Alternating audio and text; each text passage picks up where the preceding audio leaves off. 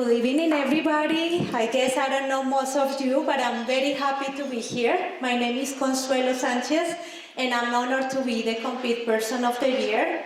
So more than anything, I'm very grateful with Treyer and Eric for opening this space for being vulnerable. Because in reality, I'm gonna say this, some conversations are really hard to have, especially when you are in the professional stage. So you wanna keep it simple, you wanna keep some things under the carpet, and just keep clean conversations, but that's not real life. So I'm here tonight to talk about the power of attitude. So let me start by asking who here has gone through these days that you feel that, oh my goodness, I must be going through one of those reality shows, because maybe you're spilling your coffee on a white t-shirt, or maybe you forgot your keys, or maybe as simple as this, you go trying to channel in your Beyonce, walking like extremely confident, and boom, you trip over something. So that happens to me, that happens very often because unfortunately I'm a little bit clumsy, and that's completely fine. But I wanna know, if you guys see that after having a good or bad attitude, you can see how your day changes, even if it's for better or for worse. So, like I said, I would like to talk about some keys, and I'm gonna start by giving you a little bit background of my life. Like Troyer mentioned, it's not easy, but I'm from Colombia.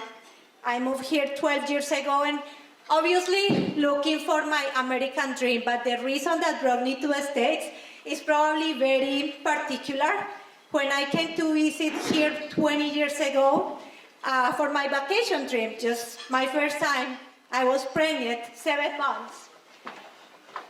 During that time, someone broke into my house where I was staying, and I got raped, which was terrible for me. But it wasn't the first time that happened to me. The first time that happened, I was sexually abused when I was 15 years old too. And I guess, I don't know why it happened to me, but it happened. And I became a bitter person. And something that I learned throughout my experience is that after everything that happens to you, you can become bitter or better. And I decided to become bitter, not better, okay? So for a while, I became bitter, I'm not gonna lie. So I was just playing the victim role all the time, blaming everybody. I grew up with an alcoholic dad. He wasn't abusive, I'm not gonna lie, but just not having a real dad, giving me a good example, was the perfect excuse for me to say, hey, you know what? It's not my fault. I became alcoholic when I was 16. So I was like, it's not my fault. I grew up in this very dysfunctional home, so I have the right to be an alcoholic. Even with sports, I mentioned earlier before today that I didn't have the opportunity to play sports, and when I tried to in high school, I'm gonna tell you what happened. So I would see the balls coming up to me, and instead of me trying to catch it, I was like, obviously everybody started making fun of me, so I never got involved into sports, and that was a perfect excuse for me. So I'm not playing sports because I'm clumsy, and I was bullied because I'm clumsy, so always trying to make excuses about those experiences. Well, I guess I got tired of that. And one day I realized that life is too short, and I decided to get educated myself and just basically realize that pain is inevitable, but suffering is optional. And here is the key part. Thank you. You're not gonna believe how I learned this. It's hard.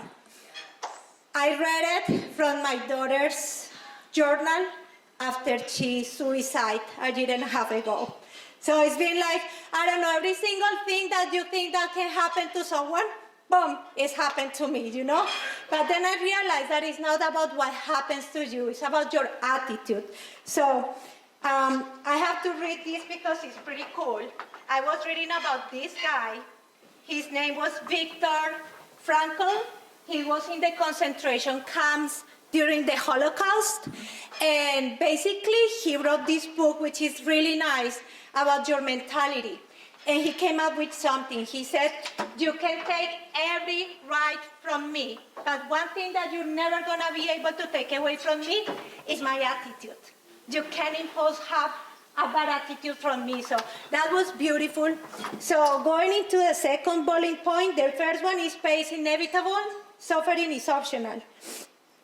The second one, we don't need a position change. We need a perspective change. And going back to this guy from the Holocaust, he said, when we're not able to change a situation, we are challenged ourselves. So we're changing ourselves because it's not about what happens to us. It's the way that we respond to those things. And when you know that some things are beyond your control, you're going to be able to have a better attitude. Of course, I'm not waking up every day saying, oh, thank you that I got raped, or thank you that my daughter suicide to drugs. So, no, but you gotta be mindful. You gotta realize that you only have one life.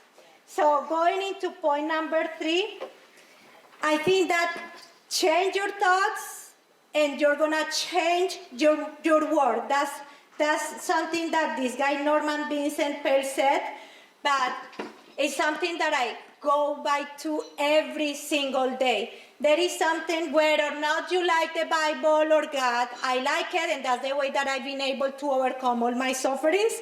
But there is something that I read that truly changed my mind, and it's that guard your heart, because from it, guard your heart about all of us, because, I have to read it, sorry, and on top, English is my second language, so I apologize. All right, it says, about all things, guard your heart, for it determines the course of your life. That's from the Bible, but this guy, his name, I think, is a Chinese proverb. Watch your thoughts, they become your words. Watch your words, they become your actions. Watch your actions, they become your habits. Watch your habits, they become your character. Watch your character, it becomes your destiny. Just by changing your thoughts, you're gonna be able to change your world. So like I said before, I have my struggles, and I say, oh my goodness, I'm the happiest person ever. No, but I'm mindful, and it's my decision. I choose joy. I choose happiness. And this is something that I see a lot of people going through hard moments in life. And I feel bad because I went through self-pity for so long. I wasted so many years of my life feeling like a victim, feeling like miserable. And it's not worth it. And I see who I used to be and the person that I'm today, and I'm proud. And I'm not saying this because I'm like, oh my goodness, I made it out, because I have more flaws than good things. But the fact that I want to share this with people and try and create this awareness that happiness is possible regardless of the circumstances that we're going through. So the other bullet point that I have is that we have to be intentional about being happy. Sometimes we want to help people, and us in this room, as an industry, we want to make sure that we can impact people, especially those that are underrepresented. And it's beautiful. I truly believe that that's impactful. But sometimes we don't give that grace to ourselves. So how about if we start with us, trying and see how we can make our lives better in order to be able to genuinely create an impact on those lives. And the last thing that I have to share is that people say, people say YOLO, hey, let's do this, let's do that, because you only live once. I want to say, we live every single day. So try and make every single day in your life something worth it for yourself. Like in my case, I lost my daughter. She was my dream. I was a very young mother.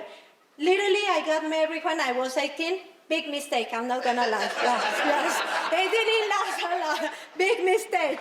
But I wanted to be a mother, you know? And I had my daughter, and it was like, wow, I was so proud of her. She was going like great in this country. She got this scholarship in Florida, and I was very proud. And I didn't realize that she was aching. Her heart was aching, and I was so blind. So every day I'm thinking, I could have gotten her involved in sports. I never did it, you know. I was like, it wasn't a thing for me, so I didn't see the necessity for my daughters to get involved. I had 3. But then I was like, all right, so she made her decision. That's what brought peace to her life, you know. Not motivating anyone to go through that, of course, but that was her decision, and I do respect her even when it hurt me.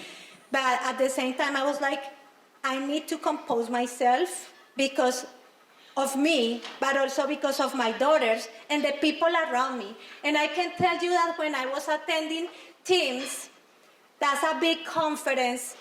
My daughter has passed away probably 2 weeks prior to that. I was just like this, smiling to everyone. People would look at me with this face, like feeling bad for me. And I was telling them, I don't need that. I need the smiles. I need happiness. You know, sometimes when people are going through hard moments, they don't need to see this face.